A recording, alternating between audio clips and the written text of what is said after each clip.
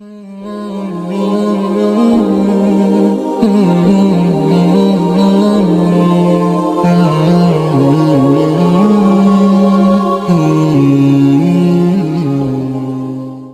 kharaja, siapa yang keluar, fi talabil ilmi, di dalam menuntut ilmu, fahuwa fi sabilillah, maka dia termasuk berjuang di jalan Allah, hatta yarji'a, sampai dia pulang. Artinya sampai dia selesai nanti.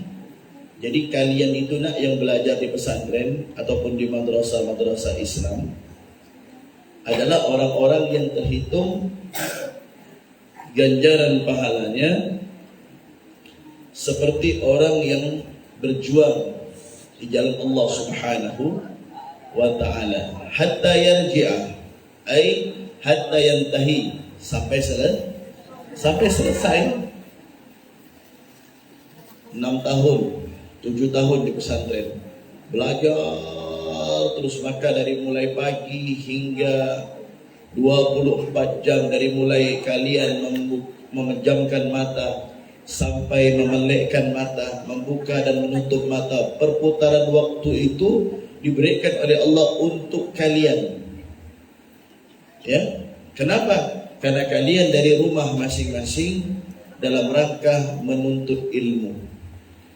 Bahkan tidurnya kalian, seandainya capek di dalam menuntut ilmu tertidur, maka juga itu dihitung pahala oleh Allah Subhanahu wa ta'ala. Apalagi dalam keadaan serius mengaji, belajar, ya, ini pahala, ya. Nah, fahuwa fi sabilillah hatta yarji', dan dia adalah orang yang berjalan, berjuang di jalan Allah sampai dia pulang. Wa qala Rasulullah sallallahu alaihi wasallam, man ghada ilal masjidi, barang siapa yang pergi ke masjid, la yuridu illa an yata'allama khairan, tidak ada yang dia inginkan kecuali beribadah kepada Allah, kemudian belajar ilmu, au yu'allima, atau mengajarkan ilmu, kana lahu, maka dia akan memperoleh ka ajri hajjin tamma hajjatuh. Masya Allah, ya, maka dia akan memperoleh pahala orang yang menunaikan haji, sempurna hajinya, pahalanya, maksudnya sempurna pahala hajinya. Kita belum diberikan kesempatan, la tadhab, jangan ada yang ketawa. Dengar, Abuya bisa marah besar kalau kalian, bahkan Abuya bisa melempar ini barang di saat kalian tidak ada adab di saat mengajar. Abuya mengajar, ya. Abuya ada waktunya Abuya bergurau, ada waktunya Abuya. Tapi kalau di saat hadis Nabi dibaca kalian bergurau, berarti kalian kurang ajar dengan Rasulullah. Kalian tertawa, kalian kurang ajar dengan Nabi Muhammad. Ini hadis yang dibaca. Makanya kita belajar hadis, Abuya nggak mau sembarangan, harus ada ini bukhur dengan pakaian rapi, bawa wangian. Karena Rasulullah hadir. Hakikah Rasulullah hadir, walaupun kita nggak ngelihat karena dosa kita, Nabi Muhammad hadir. Kita husnudzon Rasulullah hadir. Wah, kalian di saat Nabi Muhammad hadir bisa tertawa. Adab, ya. Kalau sudah tidak bisa punya adab dengan Nabi Muhammad, bagaimana akan punya adab dengan para ustaz dan para pewaris Rasulullah? Ingat dulu, jangan ada yang tertawa.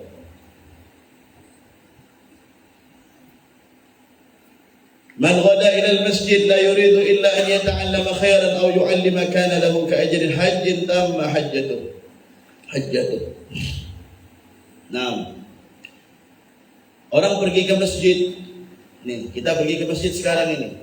Apa tujuan kita? Ya ta'allama khairan, belajar yang baik, dengan adab yang baik, dengan sopan santun yang baik. Au yu'allima, atau yang mengajar yang baik. Maka yang belajar dan mengajar itu akan mendapatkan pahala seperti orang yang menunaikan haji secara sempurna pahalanya. Tamma hajjatuh, dan sempurna hajinya, pahala hajinya.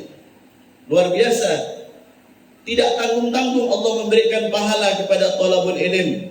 Tidak tanggung-tanggung Allah memberikan daripada maziyah.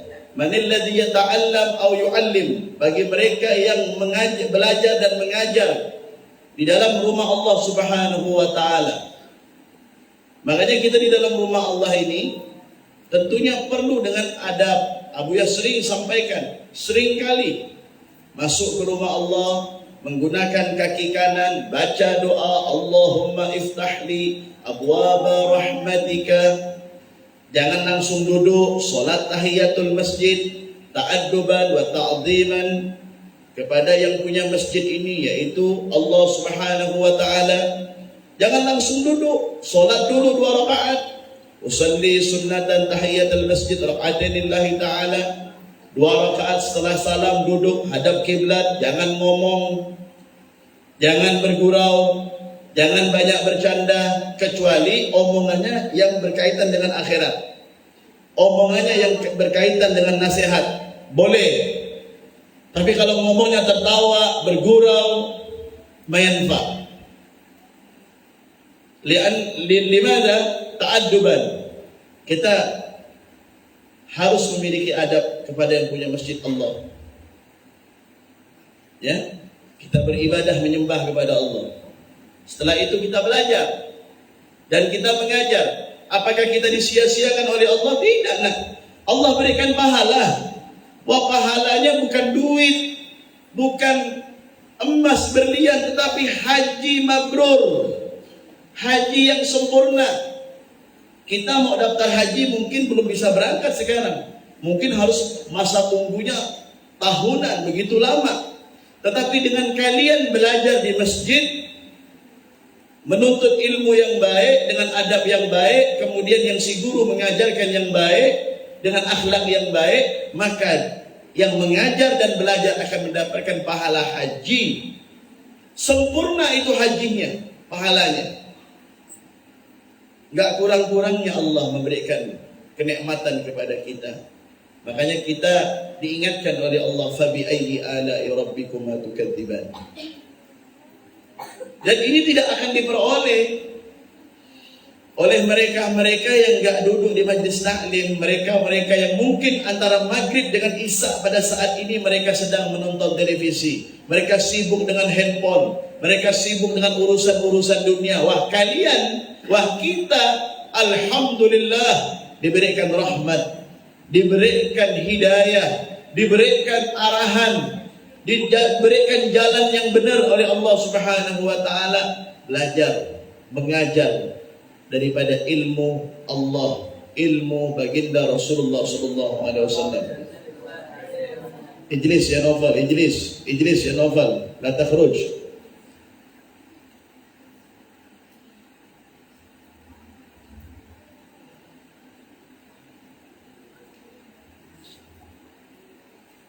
Para sahabat Rasulullah itu kalau sudah masuk ke masjidnya,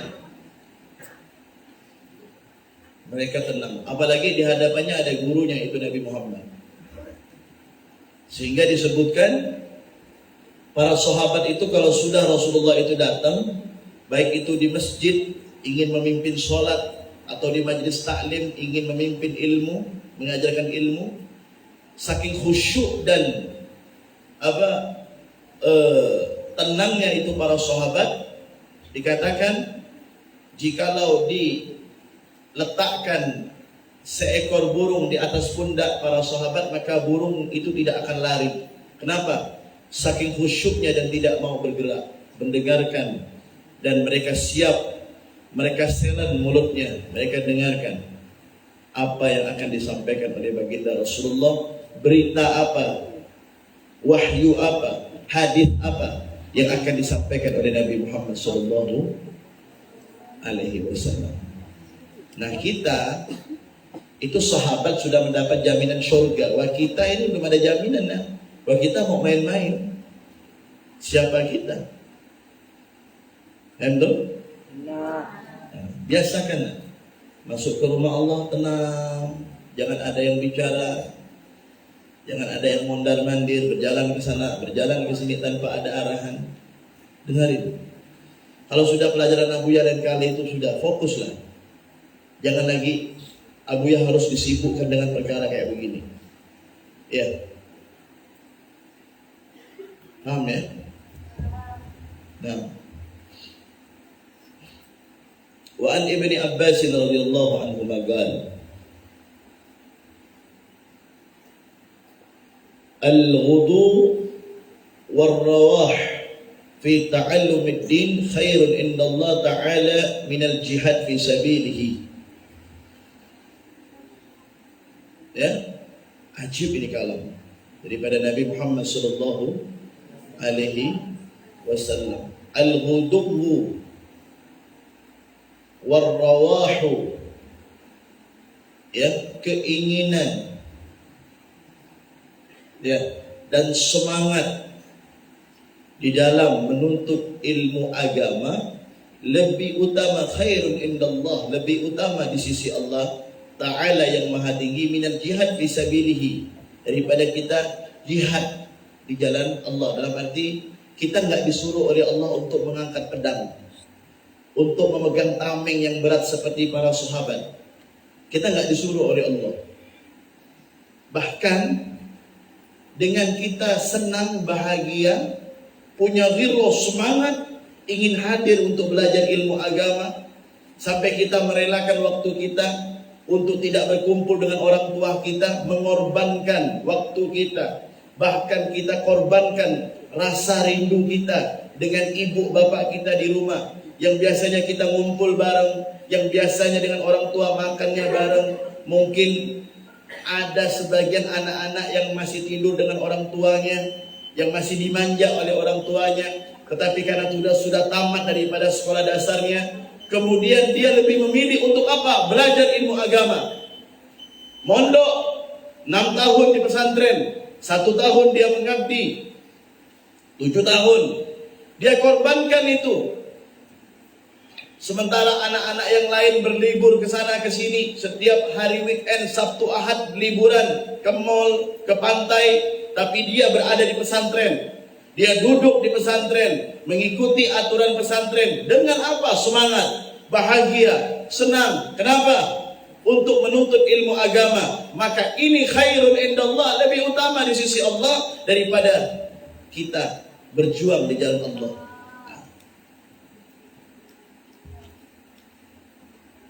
Ya, nah, makanya cobaannya juga besar. Orang yang menuntut ilmu agama di pondok itu cobaannya besar. Ya, gangguannya apa? Ya, di antara gangguannya, makanya ada fase-fase. Nah, jadi yang udah mondok 3-4 tahun itu jangan aman. Apalagi yang menjelang dia sudah tamat, bahkan akan tamat sekolahnya, bukan ilmu agamanya. Kalau ilmu agama nggak ada cerita tamat, nah, minal mahdi ilal lahdi. Yang namanya cobaan itu kuat. Dari mulai yang akan masuk kepada fase tamat atau setelah selesai, maka godaannya besar. Yang paling besar godaannya adalah santri yang mengabdi, itu paling besar godaannya. Paling besar itu. Apa di antaranya? Pengaruh dari syaitan. Ya, bisikan dari syaitan mengatakan, kau kan sudah selesai, kau sudah tamat kelas 3 SMA, kau sudah selesai, nggak perlulah kau terlalu bagaimana dengan pondok, biasa-biasa aja. Ini pengaruh syaitan ini. Janganlah kau bantu gurumu, biasa-biasa aja. Biasa aja, izin nggak perlu keluar, izin keluar nggak perlu izin. Pakai aja motor, keluar aja lah, bawa temanmu. Nih, pengaruh nih, hati-hati nak. Ini cobaan orang yang mengabdi. Dan cobaan orang yang masih di pondok, santri yang masih mondok 3 tahun. Cobaannya ada.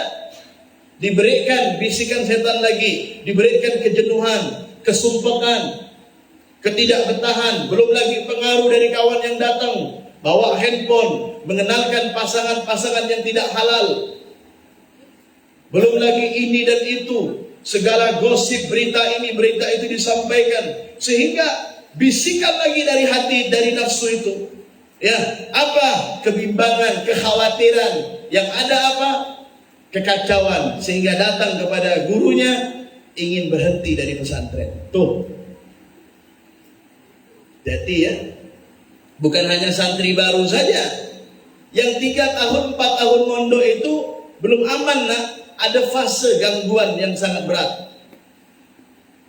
Bagaimana yang mereka menjadi, yang sudah selesai, tidak ada lain sudah, ya, ingin nikah.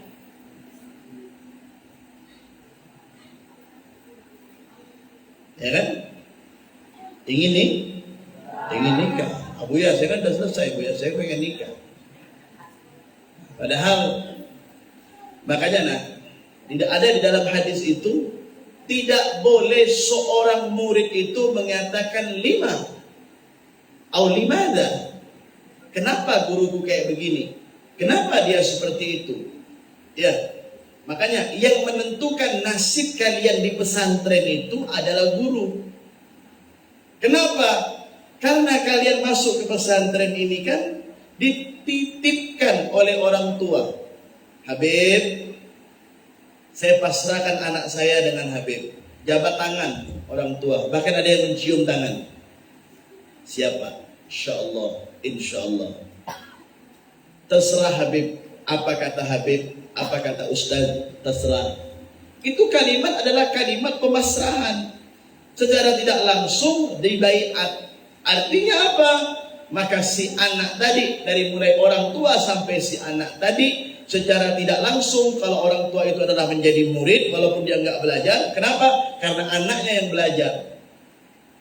Makanya kita tidak diperkenankan di dalam kitab Ta'limul Muta'allim itu mengatur daripada guru.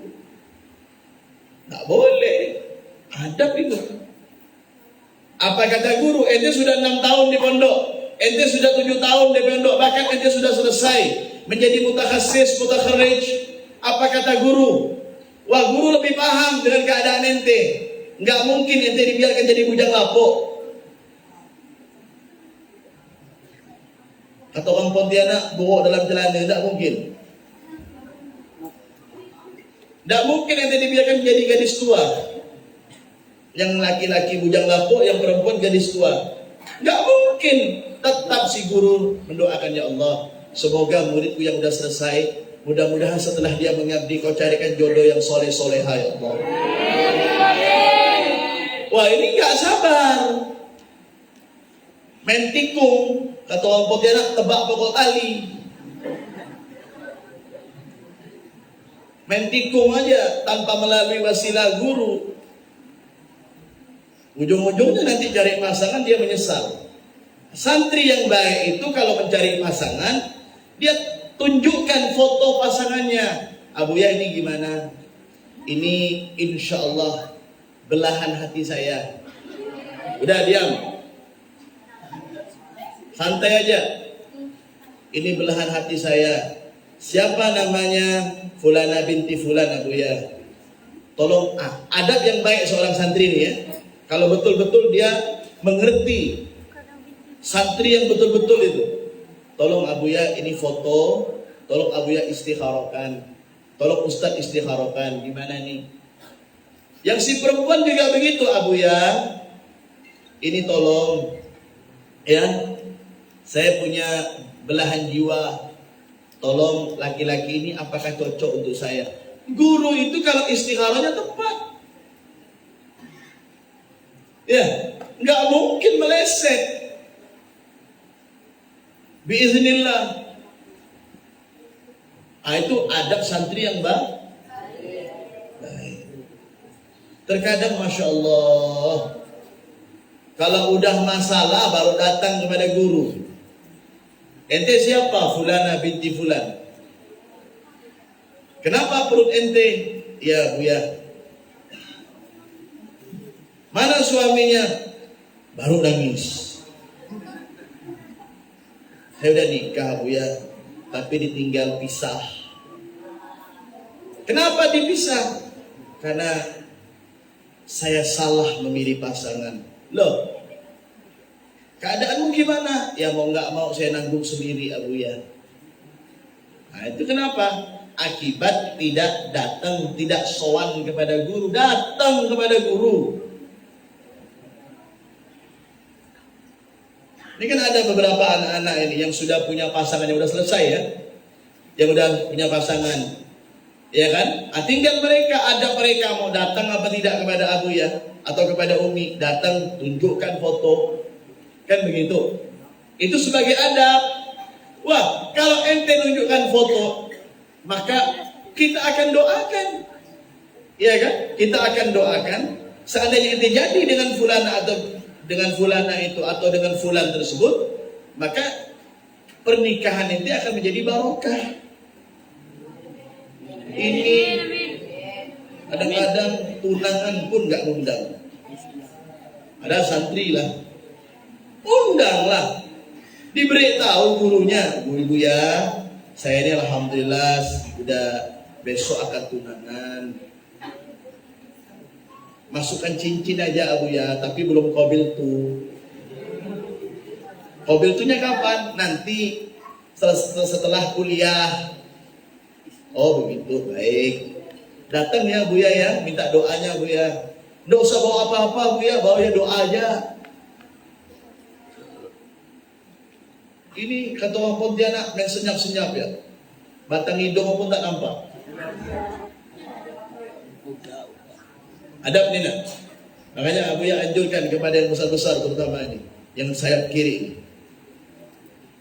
Ini wajah-wajah ini wajah-wajah yang kepengen cepat nikah ini Abu ya tahu. Kata orang Pontianak udah geram dah. Pak S. Tapi belum mendapat mantu mandat.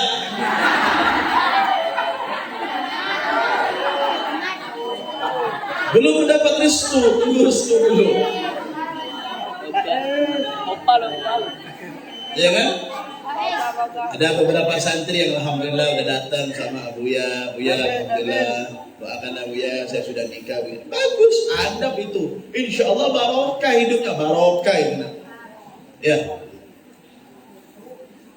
Bahkan nanti di saat nanti udah menikah, dapat restu dari gurunya, kemudian dari menikah dia hamil. Nanti minta tolong Abuya, nanti tolong minta anak Abuya, minta nama anak, siapa nama anak dalam perut saya ini, kira-kira apa nih hasil dokternya apa? Oh laki-laki, udah nanti beri nama Muhammad, beri nama Umar, beri nama Ali.